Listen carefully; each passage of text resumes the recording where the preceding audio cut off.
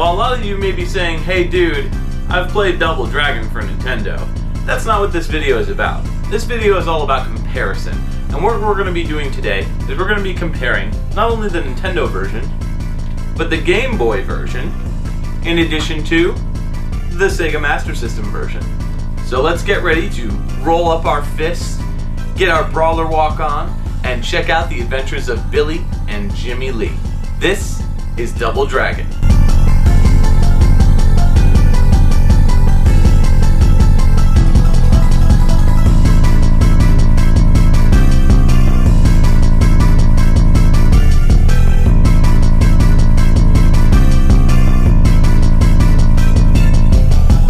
Many people for years have felt that the Nintendo version was the best version, though these other versions offer an alternative Double Dragon experience which may change your outlook on the Nintendo version and may actually make you question your idea on what can be considered a template for the series. Now there are almost 24 versions of Double Dragon out there, so why pick these three? Well, I wanted to pick a classic version that everybody seems to know, and then throw in a little bit of the Master System just for comparison between 8-bit machines. And then what I also wanted to do is check out a portable version. So I figured, Game Boy, why not? So we're not going to really focus too much on a 2-player version just because, hey, it's only me here. So let's check out the 1-player version. Double Dragon was, at its core, a beat-em-up that helped bring major attention to the genre. While games like Final Fight helped carry the torch into the 90s, it was Double Dragon that really helped begin the evolution of the foundation of the quarter-munching, arcade-punching action that many of us came to love while growing up. Many of these types of games started players out with everything that they ended the game with, and Double Dragon for the Nintendo Entertainment System begs to ask the question: can the beat-em-up genre evolve beyond just a mere button masher? Now the Nintendo version answers the call for this, which we're going to get to in a bit. But how about the Sega version? Let's take a look and see what it can do.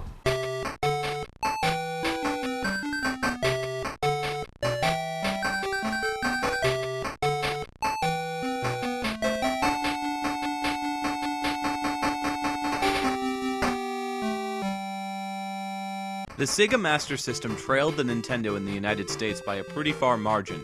However, in other locations of the world, Sega's 8-bit machine dominated the industry. Sega acquired the rights to produce its own version of Technos Japan's original arcade title. Now there are significant differences between these two versions, but let's start talking about what we can see first. Graphically, this game looks fantastic, and it really blows the Nintendo version out of the water. The Sega Master System had brighter colors, smoother textures, and is probably the closest an 8-bit system can come to replicating the arcade version, both in level layout and graphics. Though there's some odd choices for colors and enemies, it's still a clear winner in the graphics department. Musically, this game leaves a lot to be desired. The overall weak sound in this version of Double Dragon produces a very tinny version of the classic tunes from this game. Punching sound effects are grating to listen to over and over again during fights. The music isn't terrible, it just lacks a strong backing from a normally excellent sound chip. This version, musically, doesn't crackle. It just seems flat. Hell, even the Game Boy version feels more alive than this one. Much like the arcade version of the game, there's less strategy involved thanks to unlimited continues. However, in the last level, you have to do a jump kick over a dozen times to re-obtain the unlimited continues. Why did they bother making this decision? It feels like a poor attempt at throwing in a challenge at the last minute. You'll be given the ability to do any move in the game right from the start, so the replayability feels more like the arcade experience. I also have a major problem with enemies basically sticking to your player.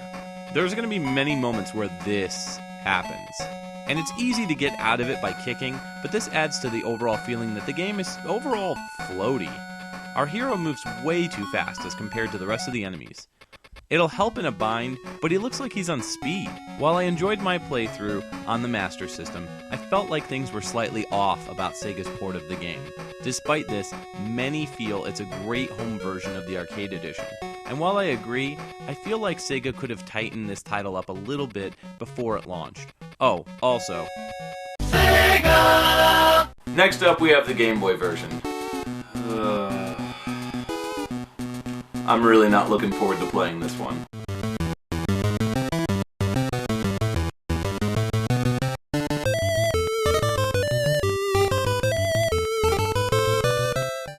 versions of home console titles have rarely been able to recapture the magic of the original game's release. Double Dragon is incredibly difficult when compared to the Master System version, as it offers only 2 lives before it's game over. This game will get easier as you progress, but there are several things that make this game a pain to play through. Much like the Master System port, Double Dragon on the Game Boy offers all your moves unlocked right at the beginning of the game. While everything is very simple when it comes to the move list, it's more the platforming and the AI that get really frustrating, and trust me, you're going to get pissed very quickly. These jumps are so easy, but you have to be absolutely perfect in order to get them. If you're not perfect, then you may die and you may have to start at the beginning of the level or at a checkpoint. With only 2 lives at your disposal, you can't afford to make mistakes. While most of the enemies are pretty easy to defeat, things do get naturally more difficult in the later levels. There are certain tricks you can try, like attacking a Bobo until he accidentally falls off the cliff. I'm glad to see that they kept these kind of staples in the game. The later levels require 100% dedication to jumping between platforms. If you mess up, forget it. All is lost. Platforming shouldn't be this challenging in a beat-em-up. These games are notorious for being relatively simple when it comes to jumping mechanics, so why am I pulling my hair out over a double freaking dragon game? After the last fight, you save Marion, and that's it. Game Boy, you kick the ever-loving crap out of my will to play through Double Dragon on the Game Boy again. Here's where it all culminates. We've seen Double Dragon go back to its roots with the quarter-munching Master System version, and we struggled to take down the beast that is the Game Boy version's awkward jumping mechanics. So let's take a look at a title that changes it up a bit, the one and only Double Dragon for the Nintendo Entertainment System.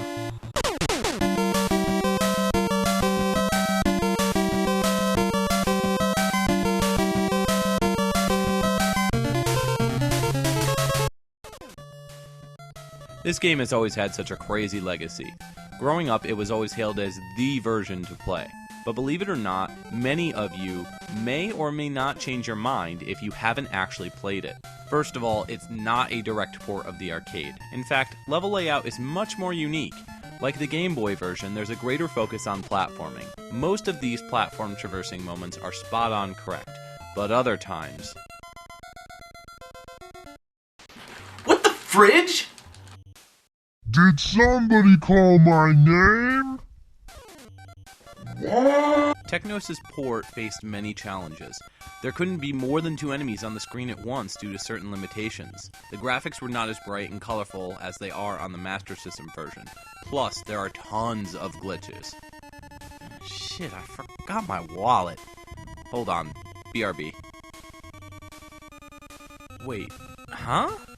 On top of all that, there's no true 2-player. I tried to get this going with a friend and we were only able to alternate.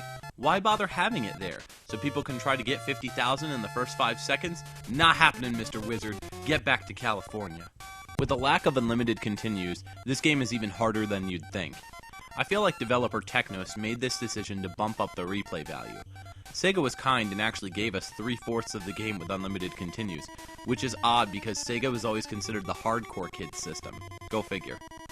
Regardless, this version is held so high for one reason: strategy. And it introduces a new mechanic that requires focus, patience, and extreme amounts of blood, sweat, and tears to bring the big payoff. See, getting far in Double Dragon on the Master System is easy. Button mash until you win. The Game Boy version feels limiting based on the lack of mistakes that one can make. But the NES version provides a leveling up system that feels fresh. Using your punches, you can level up faster, and it provides you with a new arsenal with each new level. You'll desperately need attacks like the elbow smash to take out multiple abobos that haunt the later levels. Jump kicks help level the playing field quite a bit, and you'll feel like you're getting better as the game progresses. It's just awesome. And yeah, the music kicks ass on the NES version. I must be a sucker for the Nintendo sound chip, but honestly, this is the superior version. Even though these titles all bring different things to the table, the overall plot remains the same. Save Marion from the bad guys. Or does it? Nintendo's version includes a plot twist where you fight your own brother at the end, something that is later explored in the 90s cartoon and in other games. It's a fun twist on a classic story that shakes things up a bit. While I enjoy the Double Dragon series as a whole, I feel like these games are worth checking out. The Game Boy version is really infuriating to play, but it presents more of a challenge than the Double Dragon version for the Master System, and this is clearly the prettiest version of the game. However, the one that felt the most challenging yet also most rewarding would probably be the Double Dragon version for the Nintendo. Either way, check all these games out, and I think you'll really be satisfied overall with your experience. Now, despite a lack of multiplayer, the Nintendo version still holds up to probably be the best these days. Now, if you'll excuse me, I better go check on my fridge.